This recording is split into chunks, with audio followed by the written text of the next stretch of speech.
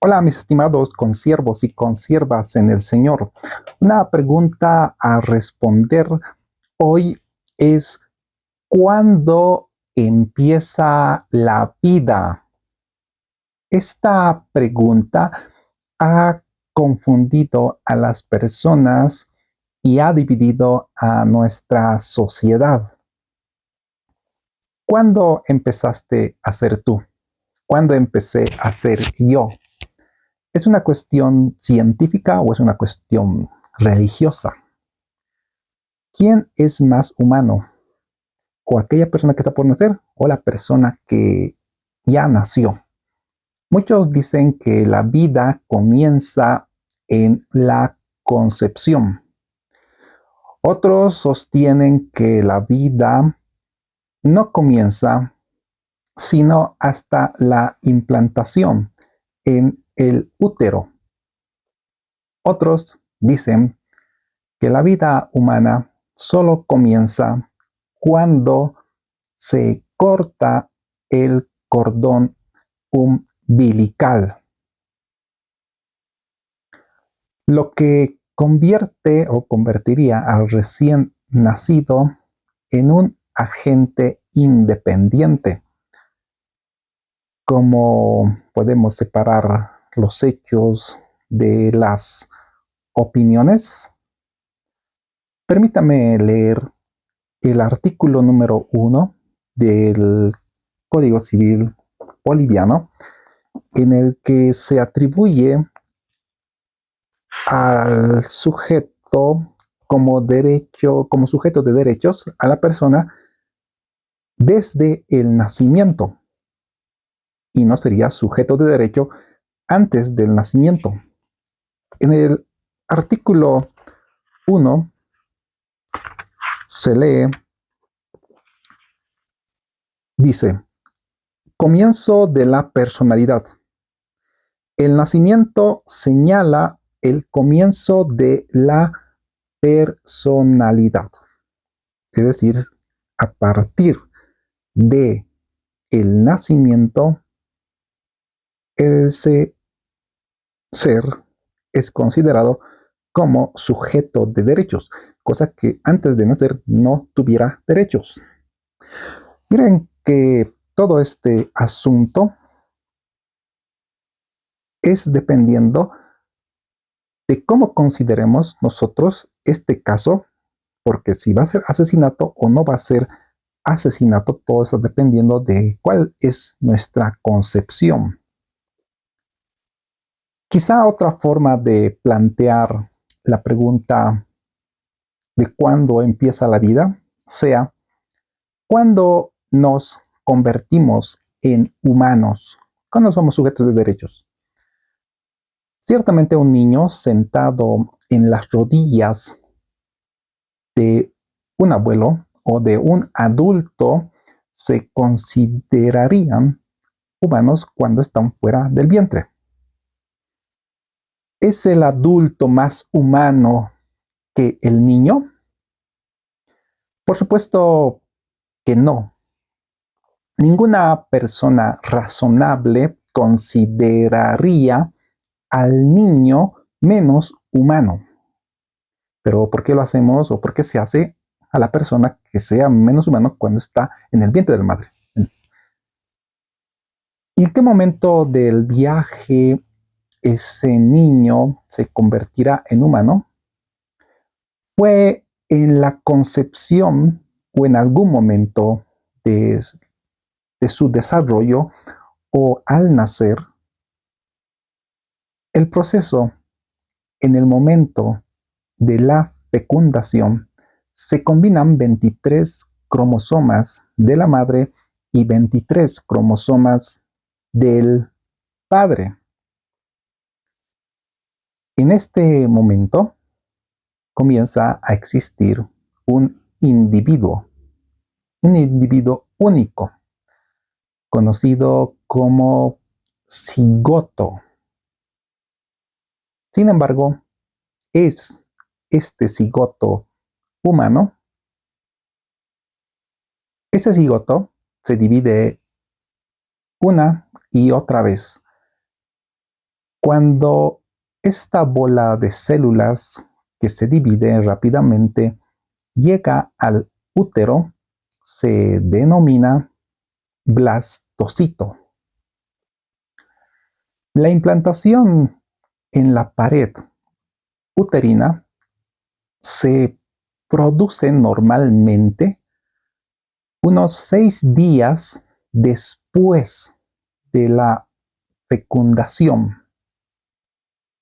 La masa de células a veces se divide para producir gemelos idénticos. Si la división se produce entre los días 13 y 15, los gemelos comparten partes del cuerpo, lo que se conoce como gemelos. Gemelos unidos, comúnmente llamados siameses. ¿Puede la ciencia ayudar a responder la pregunta? La pregunta sigue siendo, ¿en qué momento comienza la vida humana? Existen numerosas posturas. Vamos a ver 7 posturas en el presente. Una posición, la primera, la posición genética. La segunda, el punto de vista de la implantación. En tercer lugar, la visión embriológica. La cuarta postura, la visión neurológica. Una quinta posición, la visión ecológica. En sexto lugar, la visión del cumpleaños. Y en séptimo lugar, veremos otras opiniones acerca de cuándo comienza la vida. Primero, una posición genética. La posición genética dice que en el momento de la fecundación se crea un individuo genéticamente único, es decir, en la concepción. El fenómeno de la gemelación se utiliza a veces para argumentar en contra de esta postura. ¿Cómo? Según afirma, es hasta el día 14 cuando el cigoto, hasta el día 14 el cigoto no es único, no es humano, ni tiene personalidad, se afirma.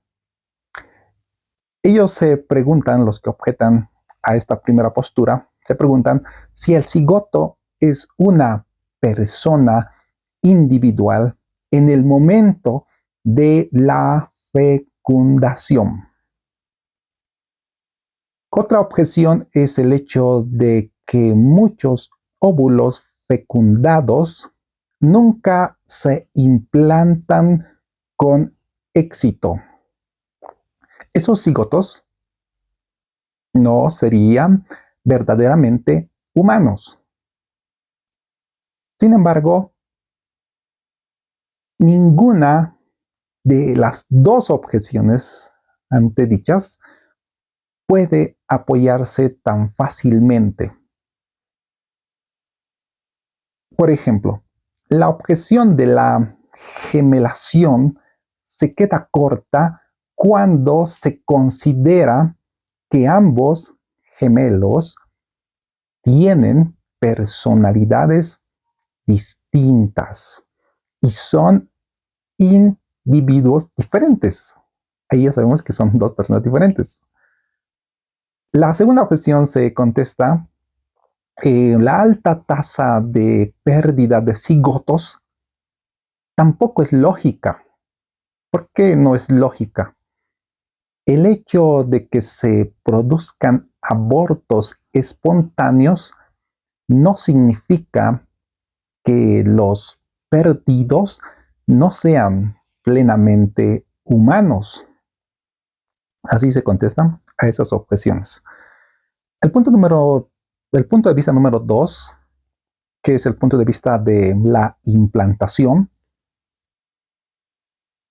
este punto de vista dice que cada vez más, ese punto de vista se escucha cada vez más, Está relacionado con la implantación del blastocito en el revestimiento uterino.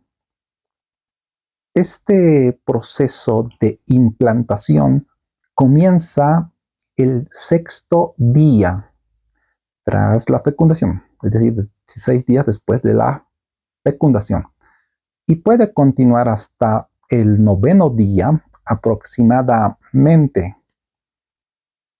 Hasta ese momento, cuando el cigoto puede llamarse vida humana. Sin embargo, lograr la implantación no hace que el individuo sea más humano. Más bien, la implantación hace que el individuo tenga más probabilidades de sobrevivir. Sin embargo, la concepción se define de la siguiente manera: como el acto de concebir la implantación del blastocito en el endometrio.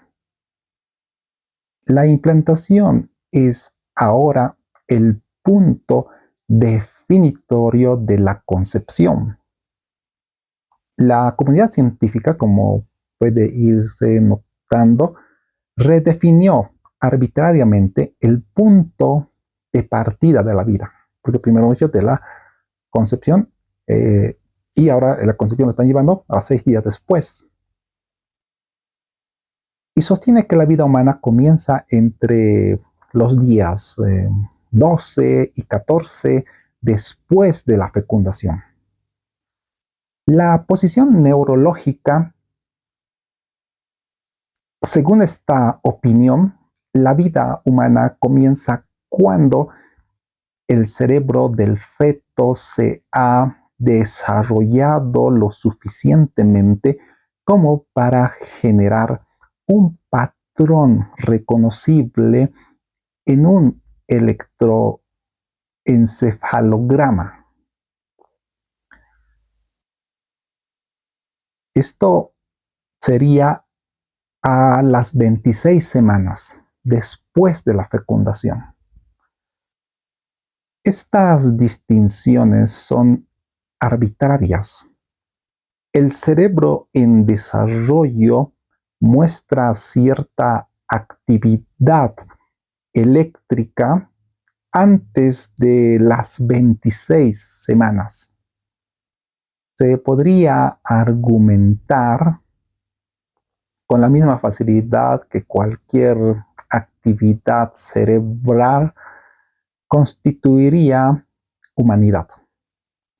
La quinta posición, la visión ecológica. Esta posición dice: un feto es humano cuando puede vivir separado de su madre. La quinta posición es el punto de vista del cumpleaños. Una persona es humana cuando se corta el cordón umbilical. Y el niño puede estar ya sin los cuidados de alguien. Un bebé moriría, sin embargo, un bebé moriría después de haber nacido, porque necesita de la madre, necesita de los progenitores para vivir. Por lo que estamos viendo que es igualmente un concepto arbitrario. Otras opiniones tenemos cuando la madre dice que puede sentirlo al bebé moverse en el útero y a partir de ahí comienza la vida. Otros dicen que la humanidad comienza, o el ser comienza, cuando el niño respira por primera vez por sí mismo. Francis Crick, uno de los codescubridores de la estructura del ADN, dice que un niño no debe ser declarado humano hasta 3 días después de su nacimiento. Concluyendo esta parte de las posiciones, no existe un consenso evidente entre los científicos sobre cuándo comienza la vida humana. Si no es la ciencia, ¿quién va a definir esto? Entonces, ¿en qué quedamos? Como cristianos debemos acudir a la palabra de Dios. Leamos el Salmo 139, el versículo 13 al 16. Salmo 139. Vamos al Salmo 139. En el versículo 13 al 16. Leamos lo que dice. Porque tú formaste mis entrañas, me cubriste en el vientre de mi madre. Te alabaré porque he sido creado de forma maravillosa. Maravillosos son tus obras, y eso mi alma lo sabe muy bien. Mi estructura no se ocultó de ti cuando fui hecho en lo secreto y hábilmente labrado en las partes más bajas de la tierra. Tus ojos vieron mi embrión, o en otra versión dice, tus ojos vieron mi sustancia, estando aún sin formar.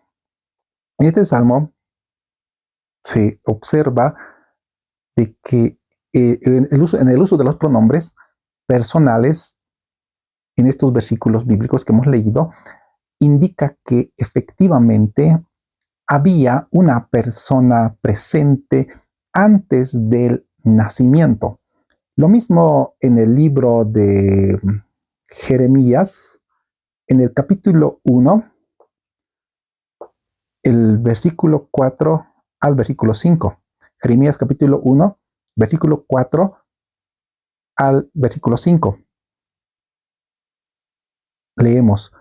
Entonces la palabra del Señor vino a mí diciendo, antes de formarte en el vientre te conocí, antes de que nacieras te santifiqué, te he ordenado profeta de las naciones, le dijo el Señor a Jeremías. Dios consideraba a Jeremías una persona antes del nacimiento y que era conocido antes de ser formado. Incluso esto ya se va antes de haber sido concebido. En el Salmo 51, en el versículo 5, Salmo 51, 5, otra referencia, y en aquí habla acerca de el momento de la concepción. Ahí vamos a leer Salmo 51, versículo 5. He aquí, el salmista David dice, ¿no? He aquí, en la iniquidad fui engendrado y en el pecado me concibió mi madre. Y estamos viendo cómo ya allí es considerado el ser antes de nacer la persona. Estas escrituras revelan que existe la personalidad del antes del nacimiento. La naturaleza personal que muestra las referencias bíblicas muestra cómo Dios ve al niño no nacido. Lo mismo podemos ver en Lucas capítulo 1, versículo Lucas capítulo 1, en el versículo, vamos a ver enseguida, capítulo 1, pero está de Lucas. Lucas capítulo 1 del 39 al 34 se habla de Isabel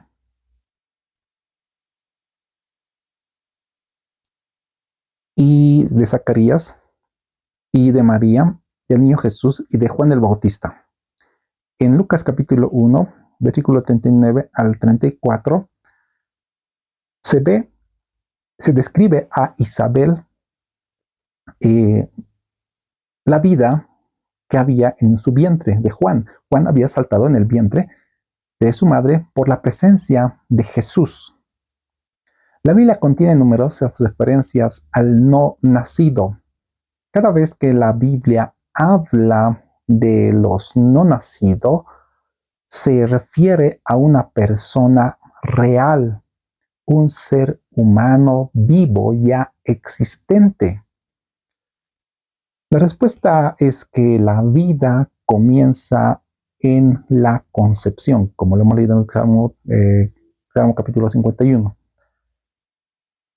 Y se utiliza la definición, bueno, se comienza en la concepción, si se utiliza la definición más antigua del término, aquí sinónimo de fecundación.